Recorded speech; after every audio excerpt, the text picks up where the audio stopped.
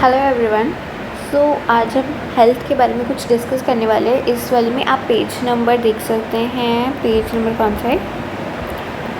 Page number नहीं लिखा, 146। आप एनसीईआरटी साथ में ओपन कर लीजिए, हम पेज नंबर 146 से पढ़ेंगे। ठीक है, वो एक पेज की मैं ऑलरेडी वीडियो अपलोड कर चुकी हूँ। अगर आपने नहीं देखी तो आप फर्स्ट पेज की देख सकते हो। उसके बाद वीडियो डिस्कनेक्ट हो गई थी, तो नेक्स्ट वीडियो में हमने आगे का टॉपिक कवर किया है। So without wasting any more time, let's get started. हमने हेल्थ के बारे में कहीं ना कहीं सबके बारे में सुना होगा। अगर आप कहीं ना कहीं किसी से सुना होगा, अगर आपको हेल्थ को एक्सप्लेन करना हो तो हेल्थ को आप कैसे एक्सप्लेन करोगे? कई लोग कहेंगे कि हेल्थ क्या होती है कि किसी को डिसीज़ नहीं है, एब्सेंस ऑफ डिसीज़ है, किसी को कोई बीमारी नहीं है तो वो हेल्थी है। या फिर कोई देखने से फिट लग रहा है, डोले शोले बना रखे हैं, फिट है, बॉडी में फैट नहीं है, तो हम उसको हेल्दी कहेंगे। बट अगर in the terms of scientific और बायोलॉजी स्टडीज़ हम बोलेंगे कि कंप्लीट फिज़िकल, मेंटल और सोशल वेल बीइंग को हम हेल्थ कहेंगे, कि वो मेंटली भी फिट है, फिज़िकली भी फिट है और सोशली भी फिट है।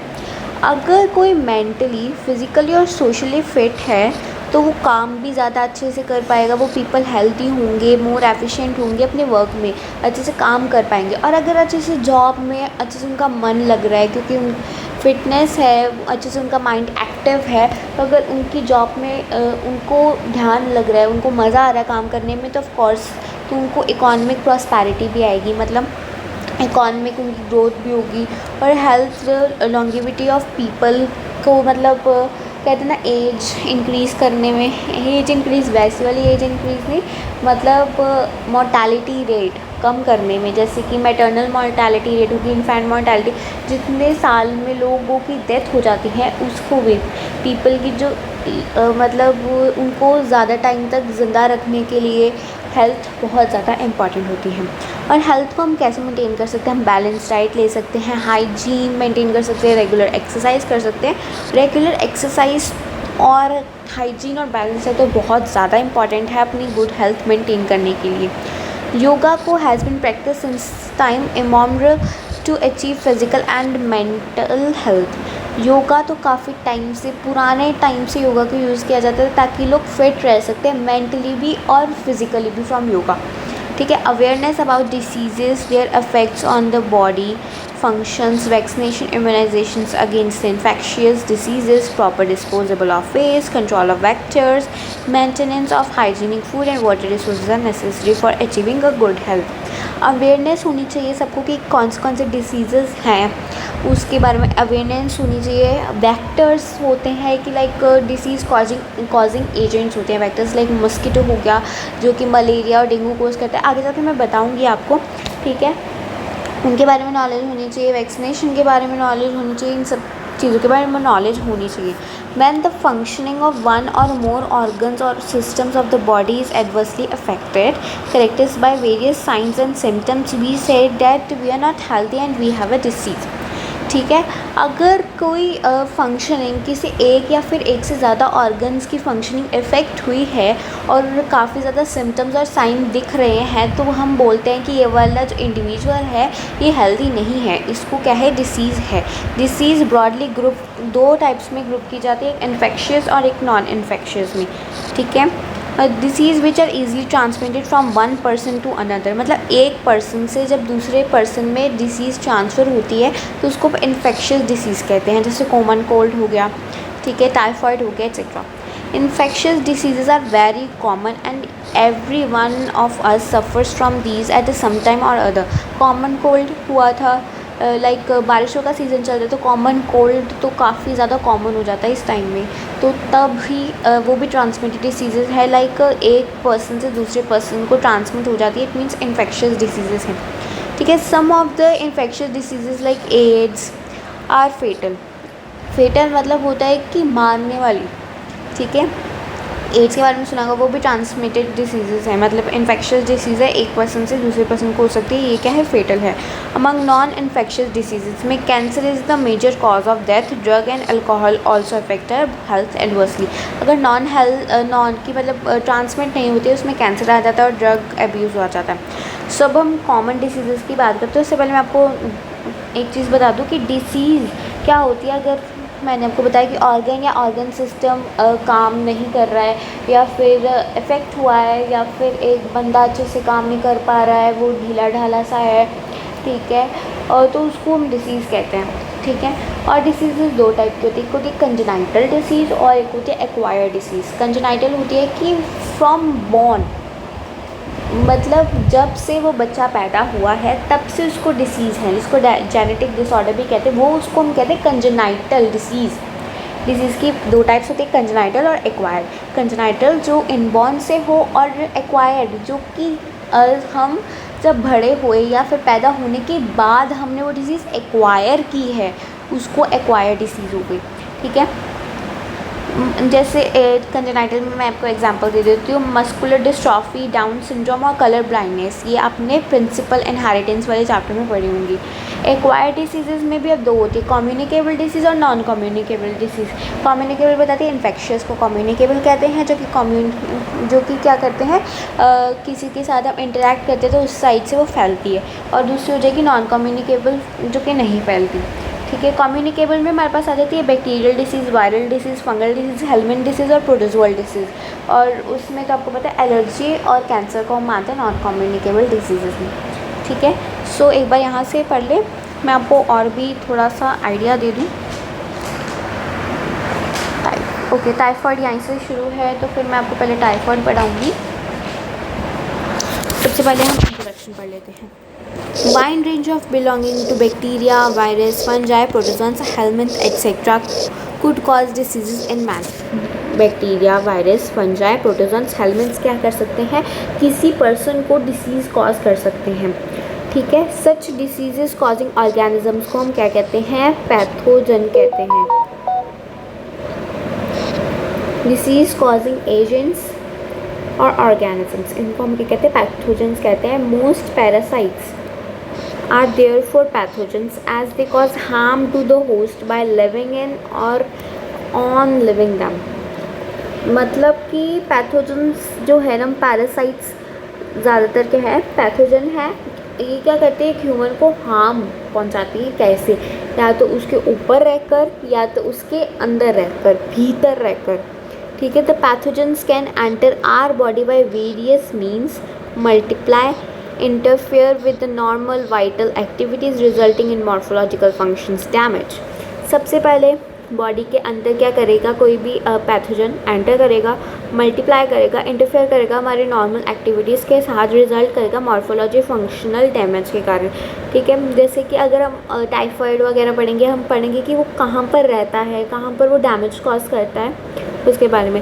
Pathogens have to adapt to life within the environment of the host. Pathogens को अपनी लाइफ को अडेप्ट करना पड़ता है उसके हिसाब से, एनवायरनमेंट के हिसाब से। For example the pathogens that enter the gut पता है, must know a way to surviving in the stomach at low pH resisting the various digestive enzymes. Pathogen को एडजस्ट करना पड़ता है हमारी बॉडी के अकॉर्डिंगली, ठीक है। क्या करेगा पैथोजन, अगर पैथोजन किसी के गट में चला गया, ठीक है, तो उसको पता होना चाहिए कि उसका स्टमक का क्या है, pH लो है, तो उसको उस pH में कैसे सर्वाइव करना है। हाइड्रोक्लोरिक एसिड हमारे स्टमक में प्रेजेंट होता है, pH लो होता है, एसिडिक नेचर होता है स्टमक का, ठीक है। उस pH पे उस डाइजेस्टिव एंजाइम से बचकर उसको सर्वाइव करना है, तो वह कैसे सर्वाइव करेगा। और few representative members from the different groups of pathogenic organisms are discuss here along with the diseases caused by them, preventive control measures against these diseases is general and also describe. कह रहे हैं कि आगे दिए हुए paragraphs में सारे diseases mentioned है और पैथोजेंस के नेम्स मैंशनड है। सो साथ में कंट्रोल मेजर्स मैंशन है, ये तो आगे जाके की नॉलेज है। सो should we start with the first disease, that is typhoid। so सबसे पहले हम क्या पढ़े, बैक्टीरियल डिसीज़ पढ़े, दैट इज़ टाइफॉइड। टाइफॉइड का सबसे पहले पढ़ते हैं कॉजेटिव एजेंट कौन होता है। कॉजेटिव एजेंट को हम सैल्मोनेला टाइफी कहते हैं। लोकेशन क्या है, ये स्मॉल इंटेस्टाइन में रहता है, ठीक है। सैल्मोनेला टाइफी एजेंट है, पैथोजन है, स्मॉल इंटेस्टाइन में रहता है। मोड ऑफ ट्रांसमिशन, अगर किसी का फूड और वाटर कंटामिनेटेड है, ठीक है, इन्फेक्टेड है, तो उससे फैल सकता है, ठीक है। सिम्टम्स क्या हो गए इसमें, हेडेक होगी, लॉस ऑफ एपेटाइट होगी, वीकनेस होगी, स्टमक में पेन होगी, ठीक है, कॉन्स्टिपेशन होगी, सस्टेन्ड हाई फीवर रहेगा 39 डिग्री टू 40 डिग्री सेल्सियस तक हाई फीवर रहेगा, ठीक है। अगर सीवियर केसेस हैं, मतलब बहुत ज़्यादा टाइफाइड बढ़ चुका है, तो क्या होगा, इंटेस्टाइनल परफोरेशन होगी, परफोरेशन लाइक होल्स होने शुरू हो जाएंगे जो डेथ तक कॉज कर सकते हैं।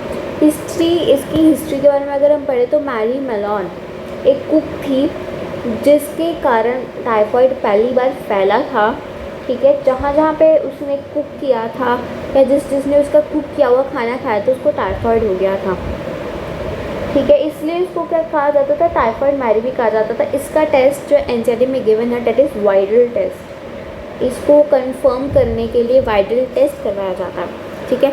अब let's read from NCERT. Highlighter का कलर चेंज कर लेते हैं। सैल्मोनेला टाइफी के हम बारे में पढ़ रहे हैं। टाइफाइड का पॉजिटिव एजेंट सैल्मोनेला टाइफी होता है। पैथोजन बैक्टीरियम होता है, लाइक बैक्टीरिया होता है जो क्या करता है, टाइफाइड कॉज करता है typhoid fever in human beings. Typhoid fever main symptom है टाइफाइड का। 39 डिग्री टू 40 डिग्री सेल्सियस तक फीवर रहता है। जनरली ये पैथोजेंस जनरली कहाँ पे एंटर करते हैं, स्मॉल इंटेस्टाइन में। फूड या वाटर कंटामिनेटेड है with them and migrate to the other organs through blood। क्या कहते हैं ये सैल्मोनेला टाइफी, हमने पहले पढ़ा कि पैथोजन बैक्टीरियम पैथोजन है किसका, टाइफाइड का fever, typhoid fever human beings का, ठीक है, इन ह्यूमंस। ये जनरली स्मॉल इंटेस्टाइन में एंटर करते हैं थ्रू करते हैं contaminate feed food and water. Contaminate जो इसके द्वारा हो, मतलब फूड में अगर ये है तो अगर किसी ने वो फूड खा लिया तो उसको टाइफाइड फीवर हो जाएगा, ठीक है। और माइग्रेट करते हैं ये स्मॉल इंटेस्टाइन से किसी और ऑर्गन पे माइग्रेट करते हैं थ्रू ब्लड। और इसका क्या रहता है, सस्टेन्ड हाई फीवर रहता है, मतलब जब तक एक पर्सन को टाइफाइड है तब तक उसको फीवर रहेगा 39 degree Celsius to 40 degree Celsius तक।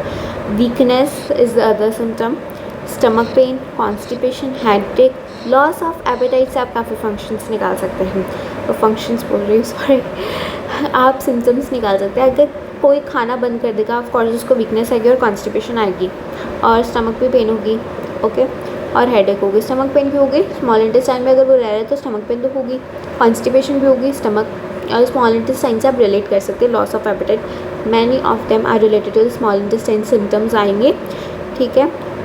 Are some of the common symptoms of this disease?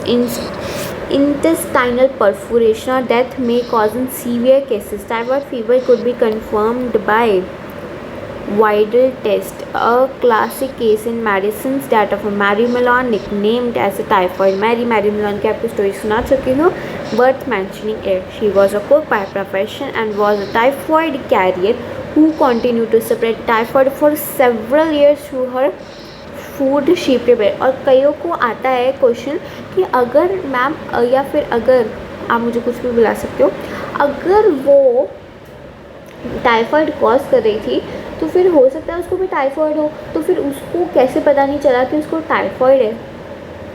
तो मैं बताऊँ तो वो जो मैरी मेलोन थी वो क्या कर रही थी, पॉजिटिव एजेंट थी, मतलब उसकी बॉडी में रहकर वो स्प्रेड हो रहा था सैल्मोनेला टाइफी, ठीक है। वो क्या थी, कैरियर थी उस डिसीज़ की, okay. So this is all about the typhoid. बहुत ईजी है, मैं एक बार आपको रिवाइज करवा देती हूँ।